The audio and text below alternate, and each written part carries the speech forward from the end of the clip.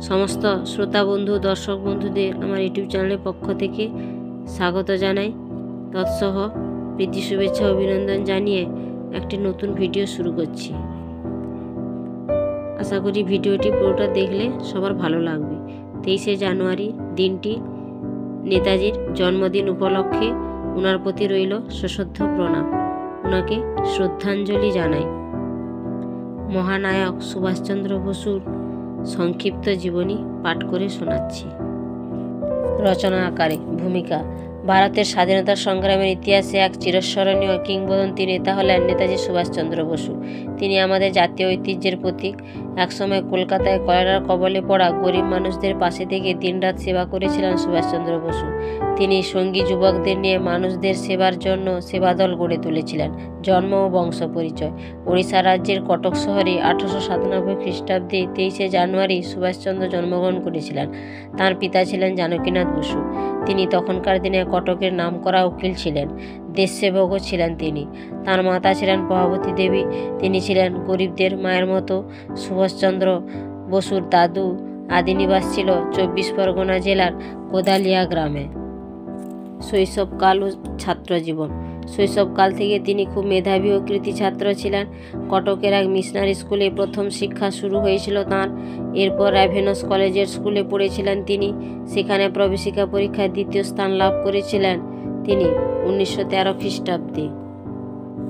এরপর উচ্চশিক্ষার জন্য প্রেসিডেন্সি কলেজে ভর্তি হয়েছিলেন, কিন্তু সেখানে পড়াশোনা শেষ করতে পারেননি, কারণ ইতিহাসের অধ্যাপক E.F. ওটেন সাহেবকে ঘিরে একটি ছাত্র বিক্ষোভ হয়েছিল। ওটেন সাহেব তার পাঠদানকালে ভারতীয়দের প্রতি কটূক্তি করেছিলেন। সেই কারণে সুভাষ ও তার সহপাঠীরা সেই সাহেবকে অপমান করেছিলেন ও বিক্ষোভ দেখিয়েছিলেন। তার জেরে সুভাষ ও তার সহপাঠীদের বের করে দিয়েছিলেন সেই কলেজ থেকে। এরপরে স্যার আশুতোষ মুখোপাধ্যায়ের প্রচেষ্টায় সুভাষচন্দ্র বসু স্কটিশ চার্চ কলেজে ভর্তি হয়ে বিএ পাস করেন। ছাত্র থাকাকালীন কলকাতা বিশ্ববিদ্যালয়ে টেরিটোরিয়াল আর্মির শাখায় 4 মাসের জন্য যোগদান করেছিলেন তিনি। সেই অভিজ্ঞতা তাঁকে সামরিক প্রশিক্ষণ ও অসামরিক জীবন সম্পর্কে ধারণা তৈরি করতে সাহায্য করেছিল। 1919 খ্রিস্টাব্দে সুভাষচন্দ্র বসু কেমব্রিজ বিশ্ববিদ্যালয়ে ভর্তি হওয়ার পাশাপাশি সিভিল সার্ভিস পরীক্ষায় প্রস্তুতিও নিতে শুরু করেছিলেন। ইংল্যান্ডের ছাত্র সম্প্রদায়ের স্বাধীন মনোভাব ও তর্ক বিতর্কের স্পৃহা সুভাষকে মুগ্ধ করেছিল। প্রবাসী ভারতীয় ছাত্রদের মধ্যে তিনি খুব পরিচিত ছিলেন। 1920 খ্রিস্টাব্দে তিনি ICS পরীক্ষায় 4র্থ স্থান অধিকার করেছিলেন। সুভাষচন্দ্র বসু আজাদ হিন্দ ফৌজের সংগ্রাম। রাজনৈতিক জীবনের শুরু থেকেই তিনি সর্বদা পূর্ণ স্বরাজের পক্ষে ছিলেন। তাঁর রাজনৈতিক আদর্শ গড়ে উঠেছিল বিভিন্ন আদর্শের সমন্বয়ে। বিংশ শতকের জার্মান জাতীয়তাবাদী ভাবধারায় তিনি শরিক হতে চেয়েছিলেন ও সোভিয়েত রাশিয়ার অর্থনৈতিক সাম্যের আদর্শকেও কিছুটা গ্রহণ করতে চেয়েছিলেন। তিনি স্বামী বিবেকানন্দের সাংগঠনিক ভাবনা চিন্তাকে মর্যাদা দিয়েছিলেন। সুভাষচন্দ্র গান্ধীর অহিংসার আদর্শে পুরোপুরি বিশ্বাসী না হলেও গান্ধীর নেতৃত্ব স্বীকার করে নিয়েছিলেন। 20-এর দশকে তিনি দেশবন্ধু চিত্তরঞ্জন দাসের সঙ্গে বেশ কিছু চিঠিপত্র বিনিময় করতেন। তিনি বাংলা কংগ্রেসের প্রচার বিভাগের সম্পাদক ও জাতীয় কলেজের অধ্যক্ষ পদে নিযুক্ত হয়েছিলেন। অসহযোগ আন্দোলনে সক্রিয় ভূমিকা গ্রহণ করায় তাঁকে জেলে যেতে হয়েছিল। বারবার জেলে গেলেও তাঁর নিজের পদ থেকে বিচ্যুত হননি তিনি।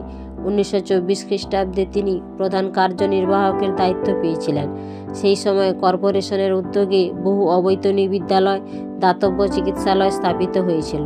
1925 খ্রিস্টাব্দে চিত্তরঞ্জন দাসের মৃত্যু হলে তিনি নিজের উদ্যোগে পূর্ণ স্বরাজের প্রস্তাবিত যুক্তরাষ্ট্রীয় শাসন ব্যবস্থাকে নাকচ করেছিলেন। 1933 খ্রিস্টাব্দে ইতালির রাষ্ট্রপ্রধান বেনিতো মুসোলিনির সঙ্গে সুভাষের দেখা হয়েছিল। মুসোলিনির দুর্নীতি দূরীকরণ ও সামাজিক সেবা প্রকল্পগুলি সুভাষচন্দ্রকে উৎসাহিত করেছিল। 1933 সালে আইন অমান্য আন্দোলন তুলে নেওয়া হলেও কংগ্রেস নীতির তীব্র সমালোচনা করেছিল সুভাষচন্দ্র। তাঁর কংগ্রেসের সঙ্গে 30-এর দশকে মতবিরোধ তৈরি হয়েছিল। কংগ্রেস ছেড়ে তিনি ফরওয়ার্ড ব্লক দলও গঠন করেছিলেন 1939 খ্রিস্টাব্দে। 1942 খ্রিস্টাব্দে ক্যাপ্টেন মোহন সিং ও রাসবিহারী বসু জাপানে যুদ্ধবন্দী ব্রিটিশ বাহিনীর ভারতীয় সৈনিকদের নিয়ে সিঙ্গাপুরে আজাদ হিন্দ ফৌজ তৈরি করেছিলেন।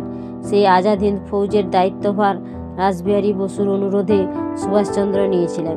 1943 খ্রিস্টাব্দের 21শে অক্টোবর সিঙ্গাপুরে সুভাষচন্দ্র বসু আজাদ হিন্দ বা স্বাধীন ভারতের যুদ্ধকালীন সরকারের প্রতিষ্ঠা ঘোষণা করেছিলেন। তিনি তার প্রধানমন্ত্রী ও বাহিনীর সর্বাধিক নায়ক হয়েছিলেন। নেতাদের যিনি নেতা, তিনি নেতাজি নামে খ্যাত হয়েছিলেন।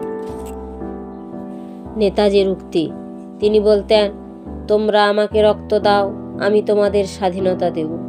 তার মন্ত্র ছিল দিল্লি চলো, জয় হিন্দ। এই ধ্বনিগুলি হাজার হাজার যুবক যুবতীদের সাহস জুগিয়েছিলেন ইংরেজদের বিরুদ্ধে যুদ্ধ করতে, রুখে দাঁড়াতে। তাঁর বিশ্বাস ছিল ভগবদ্গীতা ব্রিটিশদের বিরুদ্ধে লড়াইয়ের জন্য একটি বড় অনুপ্রেরণার উৎস। নেতাজি বাহিনীর কদম কদম বাড়ায়ে যা, খুশিতে গীত গায়ে যা, এই গান নেতাজিকেই মনে করিয়ে দেয়। উপসংহার: 1945 খ্রিস্টাব্দে জাপানে এক বিমান দুর্ঘটনায় নেতাজির মৃত্যু হয়েছিল অনেকে মনে করেন, কিন্তু ভারতবাসী একথা আজও বিশ্বাস করেননি। তার মৃত্যুর রহস্য আজও সুপ্ত থাকলেও দেশবাসীর কাছে তিনি চির অমর হয়ে আছেন। নেতাজি অমর রহে। তাই 23শে জানুয়ারির দিনটি নেতাজির জন্মদিন পালন করা হয়ে থাকে। ওই দিনে স্কুল, কলেজ, ক্লাবে, শিক্ষা প্রতিষ্ঠানে প্রভৃতি জায়গায় মাল্যদান করা হয়। ওনার প্রতিকৃতিতে ওনাকে শ্রদ্ধা ও সম্মান জ্ঞাপন করা হয়। ভিডিওটি ভালো লেগে থাকলে লাইক, কমেন্ট, শেয়ার করতে ভুলবেন না। সবাই ভালো থাকুন, সুস্থ থাকুন। নতুন বন্ধুরা সাবস্ক্রাইব করে পাশে থাকবেন। ভুল ত্রুটি থাকলে আমি